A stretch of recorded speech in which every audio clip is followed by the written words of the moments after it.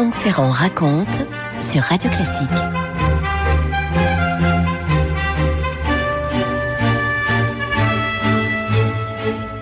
En Angleterre, la Renaissance a pris un tour festif et c'était d'abord pour complaire au jeune et fringant roi Henri VIII. Bal, fêtes, banquets, on s'amusait beaucoup autour d'Henri VIII.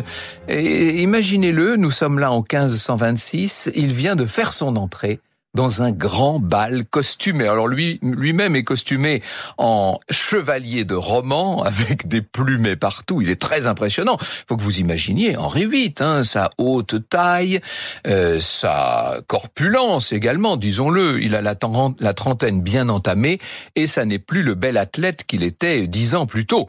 Le roi, depuis 1509, est marié avec Catherine d'Aragon. Alors rien que le nom, vous avez compris, nous avons affaire à une princesse espagnole, extrêmement pieuse, pour ne pas dire confite en dévotion. Elle n'a pas beaucoup d'attrait et, pour tout vous dire, en tant que reine, en tant que mère d'éventuels héritiers, elle en a de moins en moins pour le roi puisqu'elle est elle-même ménopausée. Ils n'ont eu qu'une fille qui va vivre d'ailleurs. Plus tard, ce sera la célèbre Marie la sanglante, Bloody Mary. Pour le moment, la reine est un peu délaissée par cet Henri VIII qui multiplie les conquêtes. Il a des maîtresses différentes quasiment toutes les semaines. Et ce soir de bal, il s'approche de sa nouvelle proie. Qui est-elle, cette proie? Oh, c'est une jeune fille à la chevelure noire, au regard sombre, intense. Voilà comment un historien, j'allais dire de l'époque, pas tout à fait contemporain, puisque Nicolas Sanders écrit ça dans les années 1570, c'est-à-dire quelques décennies plus tard. Voilà comment il nous l'a décrit. Elle était brune et de belle taille, elle avait le visage ovale, le teint blanc, et tenant un peu des pâles couleurs, une dent mal rangée en la mâchoire supérieure et 6 doigts à la main droite. Ça n'est pas très gentil, je suis pas persuadé que ça ne relève pas de la légende, mais en tout cas on en était persuadé au XVIe siècle. Une tumeur à la gorge dont elle couvrait la difformité avec une fraise, toutes les dames de la cour à son imitation prirent cet ornement, quoiqu'auparavant ce fut la mode de porter la gorge nue. La vérité c'est que derrière ces ragots, derrière ces bruits de cour se cache la plus belle, la plus ravissante, la plus brûlante des jeunes filles, et Henri, bien entendu, est fou amoureux. Quand je dis qu'il est fou amoureux, c'est même pire que ça. Il ne pense qu'à elle matin et soir. Or, et c'est toute l'intelligence de cette jeune Anne Boleyn, c'est que dans un premier temps, elle ne répond pas aux avances du souverain. Ce qui permet évidemment d'attiser encore son désir. Habituellement, lorsque le roi jette son dévolu sur une jeune femme de la cour, immédiatement il est satisfait. Eh bien là, pas du tout. Elle le repousse, Anne Boleyn. Et il faut dire qu'elle a eu l'exemple de sa propre sœur, Marie, qui a été la maîtresse d'Henri VIII et qui a été jetée, qui a été complètement évacuée par le roi parce qu'elle avait précisément cédé trop tôt. Elle ne commettra pas la même erreur. Elle va jouer de tous ses charmes, et parmi les attraits qu'elle est capable de manifester, il y a celui d'une origine qui, pour être normande, n'en est pas moins un peu exotique. Elle a passé beaucoup de temps, Marie, sur le continent. Vous savez, l'attrait pour les Anglais des continentales. Elle a vécu dans l'entourage d'un certain nombre de très hautes personnalités sur le continent. Elle a été proche de Marguerite d'Autriche. Elle a été la dame d'honneur de la reine Marie qui était l'épouse du roi Louis XII. Vous savez que le vieux roi de France, Louis XII, avait épousé une jeunesse. Et il se trouve que Anne Boleyn faisait partie de la suite parce que son père était diplomate et parce que son père jouait un rôle à la cour de France. Il représentait la cour d'Angleterre. Elle a aussi été la dame d'honneur de la reine Claude, c'est-à-dire de la première épouse de François Ier. Donc quand elle est de retour en Angleterre, elle a tout l'attrait de ces continentales, pour ne pas dire quasiment de ces françaises. Plus Anne se montre distante, plus elle repousse le roi, et plus Henri VIII se montre fanatique, si je puis dire. Il lui écrit des lettres en français, s'il vous plaît. Voilà ce qu'il lui écrit, par exemple, ce qu'on appelle la célèbre lettre au chevreuil. Je cite Henri VIII. Je ne vous écris maintenant, ma petite mignonne, que pour savoir des nouvelles de votre santé et de votre bonheur, auxquelles je prends autant d'intérêt qu'au mien propre, priant Dieu qu'il lui plaise nous réunir bientôt, car je vous assure qu'il y a longtemps que j'attends ce moment, lequel, quoi qu'il en soit, n'est certainement pas éloigné. Vu l'absence de ma meilleure amie, je ne pus faire moins que lui envoyer en mon nom une pièce de chevreuil comme un souvenir du cœur de Henri. Alors là, il y a un jeu de mots en anglais, évidemment, bien que la lettre du roi soit écrite en français, parce que chevreuil en anglais, ça se dit heart, et le cœur, ça se dit hurt. Vous voyez, donc c'est un jeu de mots, bien entendu. Le roi Henri va se rendre lui-même au château où vit Anne Boleyn pour forcer le destin d'une certaine manière. Vous imaginez bien que la reine Catherine d'Aragon est au courant de tout cela. Elle n'est pas satisfaite, bien sûr. La cour commence à chuchoter, et à chuchoter de plus en plus fort. Anne, lorsque le roi se présente chez son père, lorsqu'il vient jusqu'à elle, si je puis dire, ne fait qu'entrouvrir la porte, et ça ne fait qu'accroître encore le désir d'Henri, qui décidément ne veut plus qu'on mette d'obstacle à ce désir, à cet amour fou. Il est désormais l'homme d'une seule femme, il est désormais le mari imaginaire d'Anne Boleyn. Vous imaginez un peu le scandale. On peut dire qu'à la cour d'Angleterre, le bal continue. Franck Ferrand sur Radio Classique. C'est lui-même, d'ailleurs, William Walton, qui dirigeait l'orchestre Philharmonia en 1963 dans l'extrait que nous venons d'entendre. Alors, Henri a de plus en plus l'intention de faire annuler son union avec la reine Catherine, avec son épouse légitime. Vous imaginez le scandale. Il veut pouvoir épouser Anne Boleyn. Or, il a compris qu'Anne Boleyn ne se laisserait séduire qu'à partir du moment, elle ne lui ouvrirait sa porte, si j'ose dire, qu'à partir du moment où il pourrait l'épouser et en faire la légitime reine d'Angleterre. C'est vous dire l'incroyable ambition de cette jeune fille. Alors, pour faire annuler un mariage, il faut trouver des arguments, bien entendu. Et sur quelle base faire annuler cette union très légitime entre le roi Henri et Catherine d'Aragon? Eh bien, il y a un prélat qui a eu une idée. Après tout, avant d'épouser Henri, Catherine avait épousé son grand frère, Arthur, qui est mort très peu de temps après. Or, il est dit dans le Lévitique qu'épouser la femme de son frère constitue un inceste. Alors vous me direz, à cette époque, au XVIe siècle, il était extrêmement fréquent qu'une femme épouse son beau-frère, ou réciproquement d'ailleurs. Il n'empêche que l'argument peut être développé, et c'est ce à quoi va s'accrocher littéralement Henri, qui va trouver des religieux pour dire que l'union royale est illicite. Imaginez la réaction de la reine en face. Bien sûr que Catherine conteste leur avis.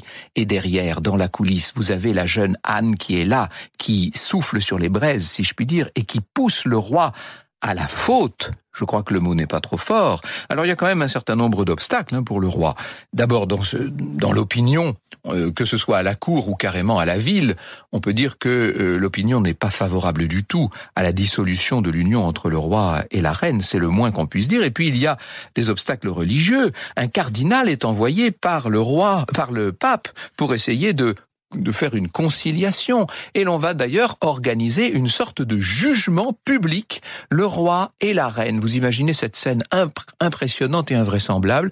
Le roi et la reine en 1529 vont comparaître devant le cardinal Wolsey, qui est le patron, si je puis dire, qui est le principal ministre d'Henri VIII, et devant ce cardinal légat envoyé par le pape. Tout le monde est bouleversé en ce 21 juin, lors de la comparution devant Wolsey et Campeggio. Et voilà ce que Catherine, après s'être levée, elle est habillée, elle est magnifique, Catherine d'Aragon. C'est une femme parfaitement digne, parfaitement pure. Elle se met à genoux devant le roi et elle lui dit: Sire, je vous implore au nom de l'amour qui a pu exister entre nous et pour l'amour de Dieu que justice me soit rendue.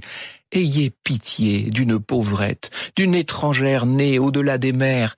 Je n'ai ni amis, ni avocats impartiaux. En quoi vous ai-je offensé ? Demande-t-elle. Et on voit toutes les personnes qui assistent, on voit l'auditoire retenir ses larmes. En quoi vous ai-je offensé ? N'ai-je pas été une épouse modeste et vertueuse, toujours prête à répondre à vos désirs sans jamais se plaindre ? On pourrait la croire encore amoureuse quand elle laisse tomber.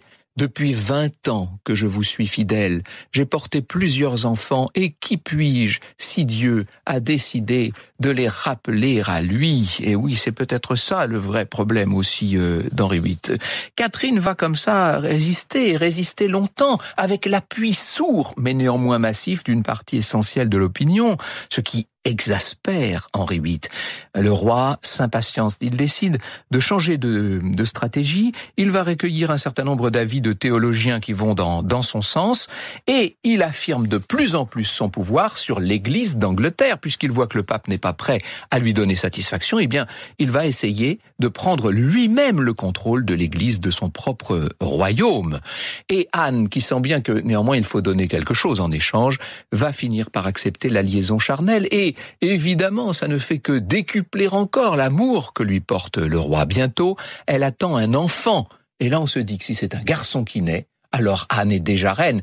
Et non, c'est une fille qui va naître. La fille en question, on l'appelle Élisabeth, et c'est elle qui plus tard régnera évidemment sous le nom d'Élisabeth Ière. Ce sera la célèbre reine vierge, la reine rousse, n'est-ce pas, l'extraordinaire Élisabeth. En attendant, un tribunal religieux va formellement annuler l'union d'Henri et de Catherine, une Catherine qui reste parfaitement inflexible, bien entendu. Et là, le pape, qui trouve que la plaisanterie a assez duré, frappe Henri d'excommunication. C'est un point de non-retour. Dans un contexte de développement du protestantisme, ça va aboutir à la création de la fameuse Église anglicane. On peut dire qu'Anne est maintenant aux marches du trône.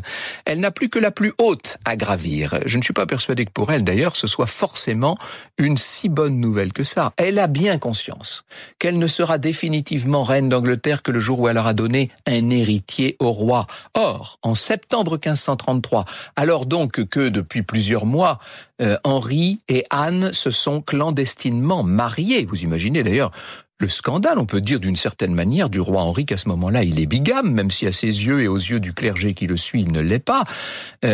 En septembre 1533, elle a cette première fille. Ça n'est pas une bonne nouvelle, bien entendu. Elle devient encore plus impopulaire, si l'on peut dire. La rupture religieuse crée dans l'esprit du roi une véritable culpabilité. C'est peut-être la clé de toute cette affaire. Alors, bien sûr que la reine Catherine va finir par mourir. Elle meurt en janvier 1536. Elle a quand même eu une fille avec le roi, elle aussi. C'est la célèbre Marie, celle qui sera plus tard Marie la Sanglante. Le roi, parce qu'il se sent coupable peut-être, et parce qu'il a peut-être le sentiment d'être allé trop loin par amour pour Anne, le roi va s'éprendre d'autres jeunes filles, et notamment de Jane Seymour. Oh, alors elle est très différente. Autant Anne est un tempérament coruscant, fort, autant elle exige beaucoup, autant Jane Seymour se veut très effacée. Elle est littéralement l'esclave du roi. Ça y est. Anne attend un nouvel enfant. Cette fois, il faut que ce soit un fils, absolument. Vous l'imaginez, elle prie pour que ce soit un fils. Et hélas, c'était bien un fils, mais qui ne survit pas. Elle va accoucher d'un enfant mort-né. Et pour le roi, c'est le signe que Dieu le désapprouve. Je vois que Dieu ne veut pas que j'aie de vous un héritier, dit-il en quittant la chambre de la pauvre Anne, qui comprend que désormais pour elle, c'est une période extrêmement difficile qui s'ouvre. Bien sûr que la reine Catherine est morte. Bien sûr qu'elle est maintenant la reine d'Angleterre en titre, mais c'est une reine d'Angleterre extrêmement menacée, car bientôt, vous savez, on va monter contre elle toute une procédure judiciaire qui finira par la mener à l'échafaud. En effet, les choses vont de plus en plus mal. Le roi a décidé d'avoir la peau, si je puis dire, d'avoir la tête de sa deuxième épouse. Il est déjà en train de songer à épouser Jane Seymour. Il y songe très fortement. Il ne sort plus désormais qu'avec Jane, et l'on va monter tout un complot, toute une affaire autour d'Anne en disant qu'elle a trompé le roi avec un jeune et beau musicien qui s'appelle Mark Smeaton. Alors le pauvre Smeaton est torturé dans des conditions absolument atroces. Il finit par avouer tout ce qu'on veut lui faire dire, et l'on en rajoute. On va trouver d'autres jeunes seigneurs de la cour qui auraient pu être les amants de la reine Anne Boleyn, et qui vont eux aussi sous la torture avouer ce qu'on veut bien leur faire dire. On ira même plus loin, puisque, et ça c'est absolument affreux, on prétend que si le frère d'Anne Boleyn se montre aussi assidu auprès de sa sœur, c'est parce qu'ils auraient eu ensemble une liaison incestueuse. Vous voyez qu'on ne recule devant rien. Les jeunes gens vont tous être condamnés à des supplices terribles. Quant à Anne, elle est elle-même condamnée à mort. Et on se dit on sait qu'en apprenant sa propre condamnation, elle a demandé qu'on lui laisse le temps de préparer sa conscience. C'est bien cruel, dit-elle, j'étais toute préparée.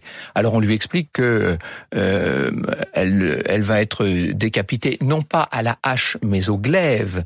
Il faut simplement qu'on trouve un bourreau qui sache décapiter au glaive, car évidemment, au glaive de justice, c'est-à-dire une grande épée, évidemment c'est beaucoup plus difficile qu'à la hache. Oh, dit-elle en portant la main à son cou, ce ne sera pas bien difficile, il est si mince. On sait que sur l'échafaud, le cercueil déjà entrouvert attend, il est là près du billot. Lorsqu'elle monte à l'échafaud devant une petite assemblée, car on n'a pas fait l'exécution tout à fait en public, il n'y a que quelques ministres, quelques représentants du roi. Elle regarde tout cela sans émotion apparente, mais elle n'arrête pas de jeter derrière elle des regards inquiets, des regards vers le groupe d'hommes parmi lesquels se trouve le bourreau. Et elle va dire quelques mots en faveur du roi. Il a été bon pour moi et m'a bien traité. Je n'accuse personne de ma mort. Vous aurez compris que Anne Boleyn n'a pas été pendant toute son existence un modèle de vertu. Vous aurez compris qu'elle a sans doute conduit l'Angleterre vers des situations irrattrapables. C'est à cause d'Anne Boleyn que l'Angleterre est sortie du giron de l'Église catholique. Elle a persécuté, disons-le, l'ancienne, la défunte reine Catherine d'Aragon. Elle a porté Henri VIII à sortir littéralement de lui-même. Mais, disons-le, à la dernière minute, au dernier instant, au moment de livrer son frêle coup au bourreau, elle s'est montrée tout simplement grande. Franck Ferrand sur Radio Classique. Alors je vous disais tout à l'heure qu'Henri VIII et Anne Boleyn s'étaient unis clandestinement, d'abord en 1533, ensuite les grandes cérémonies du mariage auront lieu en 1535. Ce que je ne vous ai pas dit d'ailleurs, c'est que pour aller assister aux cérémonies officielles de son mariage en 35, la reine a quitté en barque ses appartements de la tour de Londres, et que c'est en barque qu'elle y retournera quelques temps plus tard, mais alors cette fois dans une barque qui est une prison flottante, pour l'emmener dans les cachots, dans les cellules de cette tour de Londres, où se sont lamentés tant et tant de prisonniers. Donc le mariage clandestin avait eu lieu au début de l'année 1533, et au mois d'octobre de cette même année, en France, à Marseille, ont lieu les cérémonies, alors celle-là très publique, très solennelle, d'un autre mariage organisé par François Ier, mariage de son deuxième fils avec la propre nièce du pape. Et oui, Henri de France, le futur roi Henri II, puisque son frère aîné François finira par mourir en 1536 dans les prairies d'Ainay, à la suite d'un match de paume qu'il avait disputé peut-être un peu trop longtemps et à la suite duquel il avait bu de l'eau glacée. Donc à la mort de François, c'est Henri qui est devenu dauphin de France et qui plus tard deviendra le roi Henri II. Eh bien, il épouse en octobre 33, l'héritière de la lignée florentine des Médicis, Catherine de Médicis. Alors, contrairement à l'union du roi d'Angleterre avec mademoiselle Boleyn, celle d'Henri et de Catherine n'est pas un mariage d'amour. Le roi de France et le pape François Ier et Clément VII, donc, ont au contraire arrangé un mariage diplomatique. Disons les choses, ça arrange les deux cours. Ça assure à la papauté le soutien bienvenu de la couronne de France face à un empire de Charles Quint qui devient de plus en plus menaçant. Et puis, en échange, ça permet à la couronne de France le soutien non moins important d'une papauté qui peut l'aider, qui peut aider le roi de France à être, comme on disait à l'époque, empereur en son royaume. Il n'empêche, si le futur Henri II continue de n'avoir Dieu que pour celle qui a été sa maman de substitution, Diane de Poitiers, qui du reste est la cousine de Catherine, cette dernière ne va pas tarder à tomber éperdument amoureuse de son jeune et fringant mari. Plus tard, un quart de siècle plus tard, Catherine deviendra la toute-puissante reine-mère d'un royaume en proie aux guerres de religion. Mais alors ça, c'est une toute autre histoire.